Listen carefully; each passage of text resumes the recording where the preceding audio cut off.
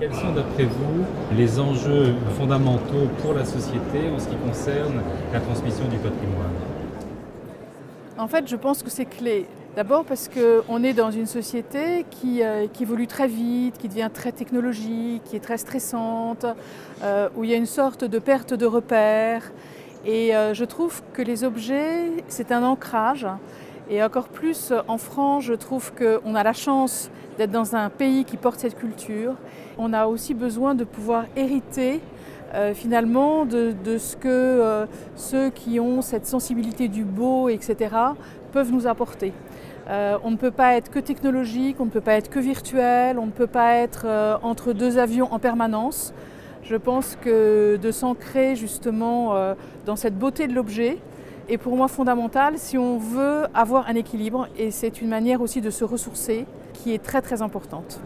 Donc le rapport avec des personnes comme les experts, pour vous, est important. Il est clé et je trouve ça dommage que l'on ne les connaisse pas suffisamment. Il y a beaucoup d'experts que l'on voit plus souvent. Moi, par exemple, je suis entourée d'experts scientifiques. Bon, c'est évidemment formidable, mais je trouve que ces experts qui sont dans le domaine de l'art, on a souvent peu la possibilité de les côtoyer, peu la possibilité de les connaître.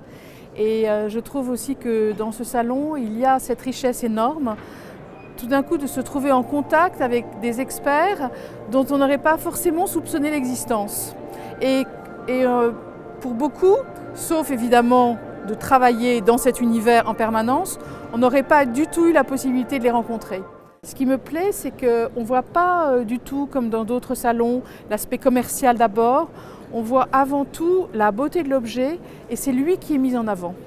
Et ça, je trouve que c'est assez rare en fait dans notre monde, qui est quand même très marchandisé, très commercialisé, d'avoir cet amour de chaque objet qui, pour chacun d'entre eux, représente une vraie histoire, une vraie culture et qui est le héros du salon. Donc bravo en tout cas de l'avoir organisé.